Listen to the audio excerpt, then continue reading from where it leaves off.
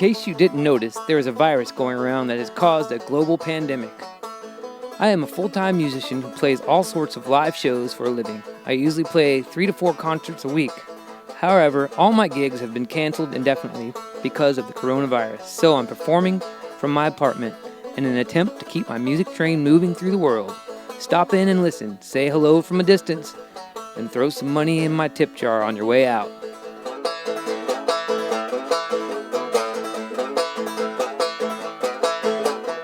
Hello and welcome to episode 8 of the Fast Heart Mart co-video podcast. I am Fast Heart Mart, your host.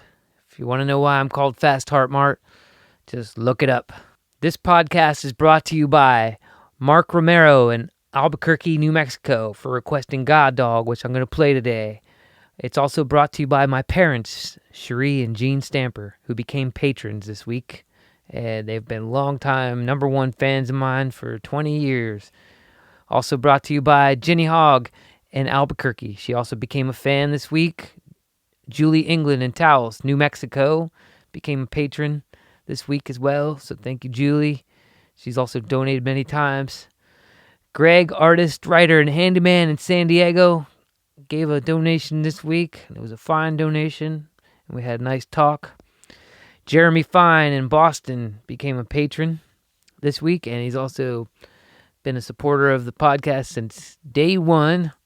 Thank you, Jeremy and family in Boston, Massachusetts. Norma Yates in San Diego also gave a tip. Lisa Getz in San Diego became a patron this week of the podcast on Patreon. Jeremy, typewriter troubadour in San Diego, became a patron this week on Patreon as well. And he also donated. And he also came for dinner. And he's probably going to be a guest on a future episode because he's a fellow busker friend of mine. Nicole and Liz in San Diego became patrons this week. They're good friends of mine in San Diego. And I'm glad they got on the Patreon. And then my banjo students, Jeff and Dan, for continuing to take lessons. Well, Dan's brand new. He only took 1 lesson so far. But Jeff's been a long time banjo student.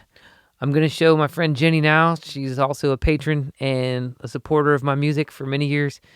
She was dancing last night to the version of Touch of Grey that I did, I believe, on episode 3 of the podcast. And here is that video now.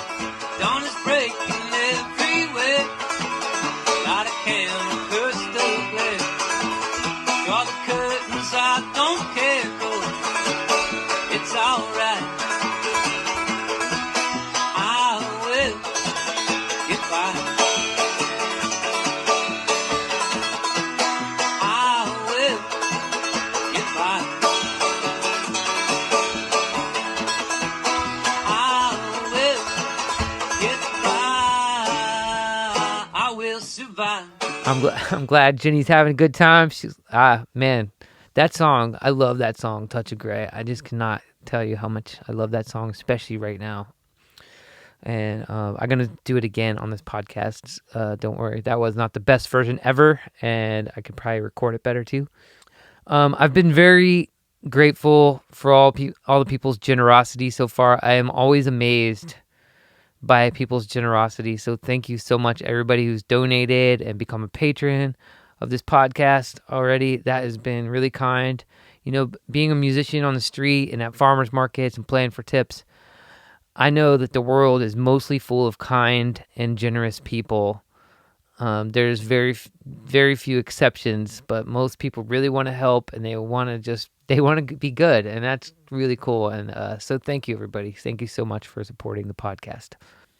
The more people donate to the podcast, the better it's going to get. I hope. I am going to be getting John to mix this next one too, this podcast that we're doing right now. John's he's gonna mix and master the whole podcast this time, even my talking. He's gonna do the songs and the talking. So that means I've got some money coming in, and when I got money coming in, I'm gonna put it into this podcast because I'm gonna try to get this thing going. And John's doing a great job, so thank you, John, for running the sound, post-production, of course. I'm running the sound right now, but then John takes it when I mail it to him, and then he fixes it up in post-production. I realize about myself as we all do. As we grow older, we realize what we're good at and what we're not so good at, and what we like doing, what we don't like doing. Turns out I really probably am not great at mixing my own music, especially. I'm okay at mixing, actually. I've mixed plenty of records, but when it comes to mixing my own music, I always make my vocals too loud or whatever. So it's really nice having John there to give a perspective and an unbiased perspective. I'm not getting unemployment yet. Actually, I'm not sure if I'm going to. I know that I've paid my taxes for years and all that stuff, but I've since I became a full-time musician again, I haven't paid into unemployment, so I'm not sure how that's going to work. But I hear a lot of those independent contractors at the end of April are going to start getting unemployment, so we'll see how that goes. I also have not received my stimulus check for the same reason, kind of, because I always owe the government, the federal government, money. So I always pay them, and they haven't had my direct deposit account numbers in a long time, probably 4 or 5 years. So I don't think they know how to direct deposit it, and they think they're going to send me a check, which is a bummer. So that's the situation I'm in. I'm not trying to say anything. I'm just telling you what's going on in my world, and it's a little stressful, but I'm fine. I'm doing good. I'm happy. Most days, 95% of the time, I'm stoked to be doing good, and I'm healthy and alive, and I'm putting up the good fight. Whatever this thing is, I'm putting in a good fight, and I'm happy. I'm doing well. So don't y'all worry about me. I'm going to try to keep this episode short today because one of the biggest complaints I've been getting from people is it's a little long, like an hour of me talking, or I guess I'm mostly talking like 40 minutes, but I guess people don't want to hear me talking as much. So I'm going to try to keep it as short as I can today. We'll see how that goes. There's just so much to say in these crazy times we're living in. I feel like I'm trying to help, but instead of mentioning everything all the time, I've just made a couple lists on my website that you can go to, and it's talking. The lists are what we can do to help this problem, regardless of what's going on. The things that we can definitely do to help. And also, let's just questioning who possibly could be benefiting off of this. Even if nobody caused this, if it wasn't a bioweapon or whatever, who is being an opportunist and benefiting off of this? And that's something that happens over and over in the world, I believe. In this capitalistic society where things have to be constantly profiting and expanding, and every quarter you have to make a profit. That's not possible. And so what has to happen is the powers that be, they have to create some kind of disaster or whatever to stimulate the economy in some way. And usually that means somebody loses out. And that's all I'm going to say about that. Because I'm not an expert on it. That's just what I believe. And if you disagree, that is okay. Disagreeing with somebody is fine. If everybody has a different opinion, that is not a problem. We should focus on our similarities and our commonalities, the common ground, because above all, unity amongst us folks, us people, us regular people is the most important thing we can do through times like this, especially. We don't want to quarrel with each other because all the past wars in history are just a bunch of misunderstandings and miscommunications, and usually amongst the masses of the common people. Because without the common people to fight the war, there would be no war. So if all of us common folk can just focus on getting along and having unity, if you are having a conversation with somebody and you don't agree with them or they don't agree with you, just back off. Try to have some peace and find the common ground and respect each other's opinion, even if they're different, because there's always a duality in life. I've talked about this before. There's always dark and light, and there's male and female, and that's okay. That's the balance, the yin-yang of everything, and you have to see that in others. And it's okay to ask questions and for them to ask you questions. It's not okay to shun somebody just because something they think or the way they feel. I don't think that's okay. And I just encourage people to live in harmony and peacefully. especially through these times. Okay, I'm going to keep trying to move this thing on. I heard of a good concept this week that my friend Greg told me about. He said he sent a video of a guy who suggests that we all worldwide meditate at 11 a.m. and 11 p.m. I have started meditating at 11 a.m. every day for 5 minutes, meditating on the positive change that I want to see come out of this. Because if there are nefarious dark forces who have spun this, we can always take that energy, that dark energy, and harness it and turn it into light.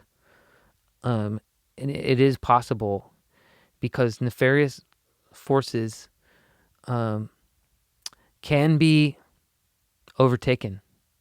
We just have to put in the work and see the force and use it against them, or just use it for ourselves.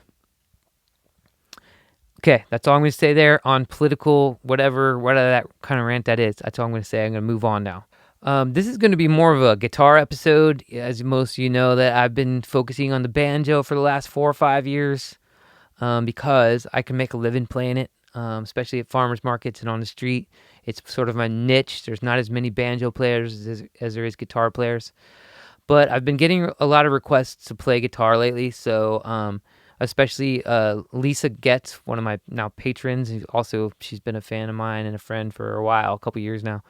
She was expressing interest in hearing me play guitar, because apparently she's never heard me play guitar. So this is going to be the guitar episode, especially and furthermore because a longtime friend and fan, Mark Romero, or Mark Whittet, in Albuquerque, he loves that song God Dog that I wrote when I was 17. Well, he doesn't know that, I don't think. I wrote God Dog when I was 17, and I'm going to play that next here. But Mark requested this song. He's requested it before. He always requested it at all my shows and stuff. So this one is for you, Mark. And action.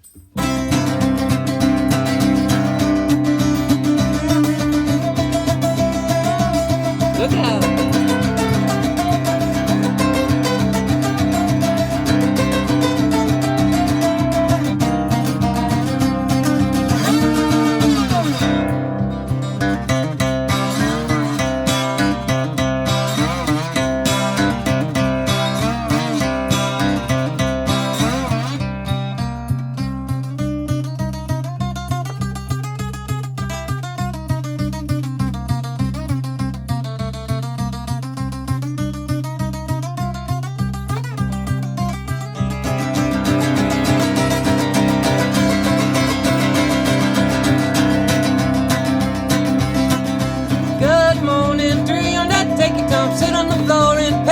Dog and watch a cartoon and listen to your mom plan out her day.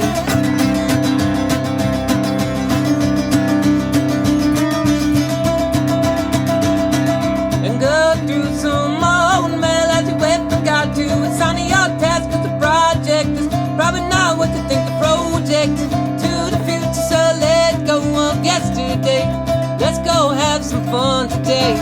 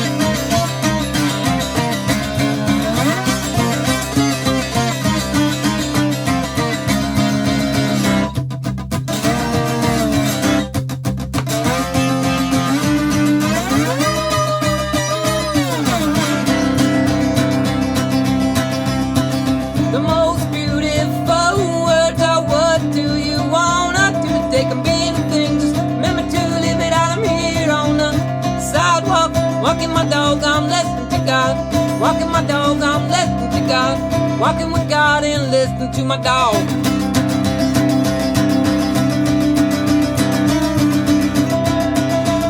Big out.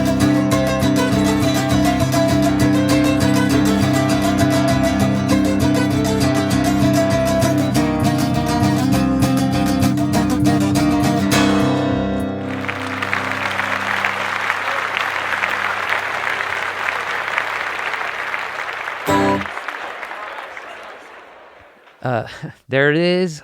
Yeah, I've been recording the songs separately from the talking just because I want to get some good takes. I want to get good sound. Maybe one day I'll be able to like do it seamlessly again. For now, I feel like this is the best way that works for me. Obviously it was sunlight when I was playing the songs, and now it's a few hours later. I had to do some gardening. I have a lot going on. So I'm doing the songs separately from the talking. I hope you don't mind. But again, maybe one day I'll get back to doing both simultaneously. We'll see.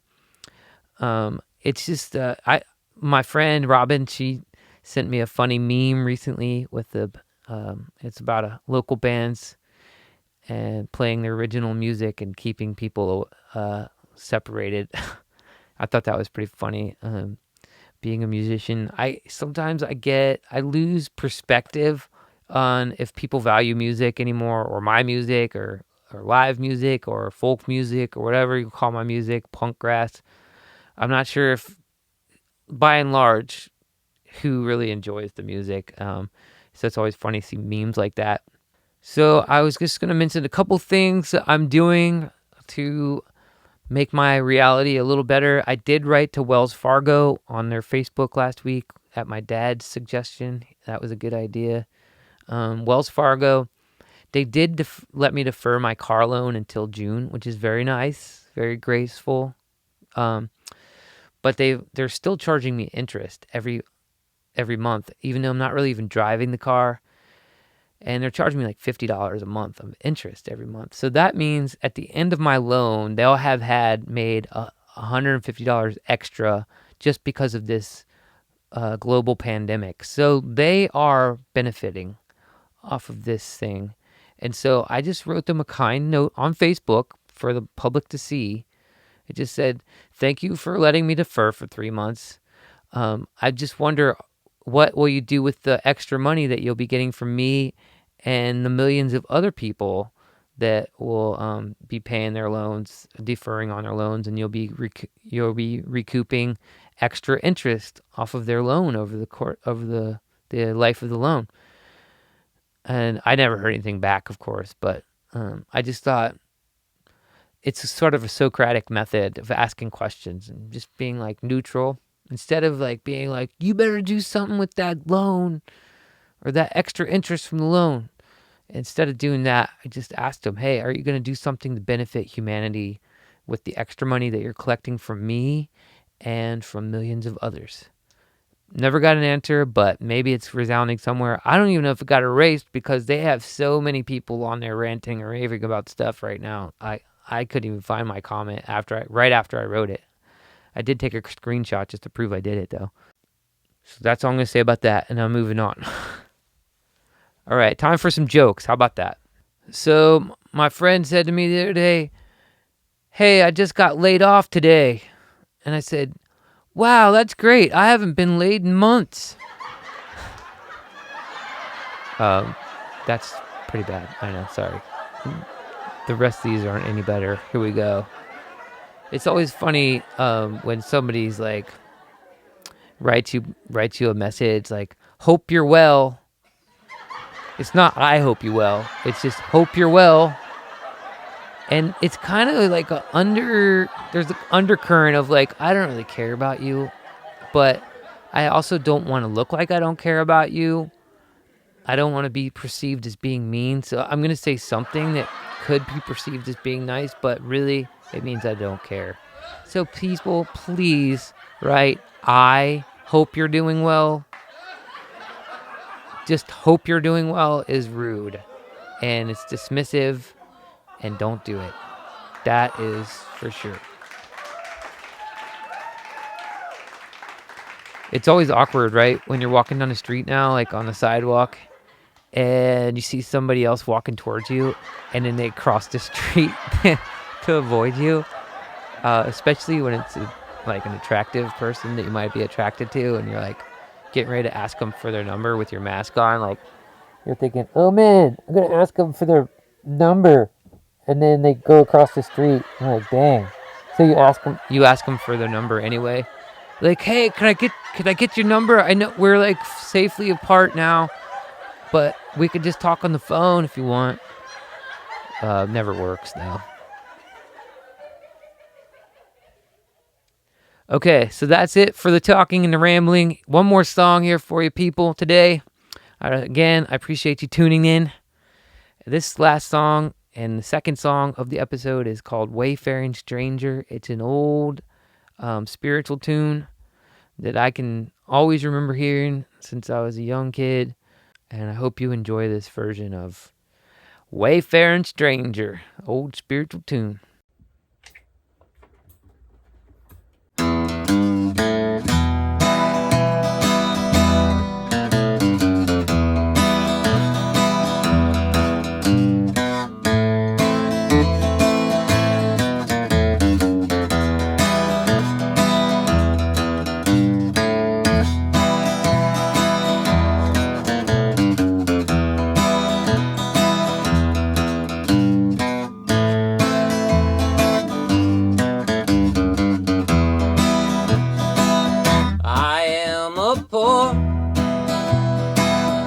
Wayfaring stranger, traveling through this world below. There is no sickness, it's all a danger in that bright lamp to where I'm going.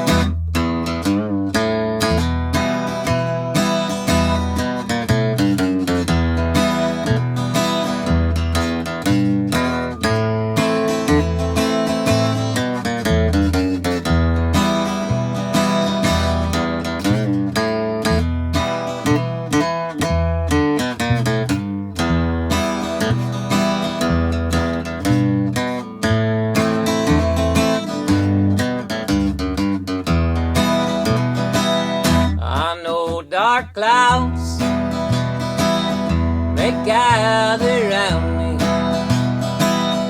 I know the way,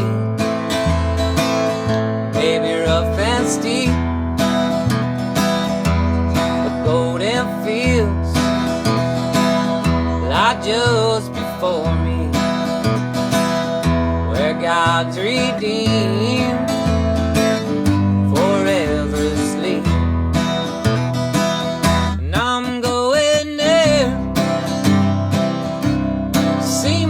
Savior, I'm going there, no more to roam. I am just going over Jordan. I am just going back to my home. I am just going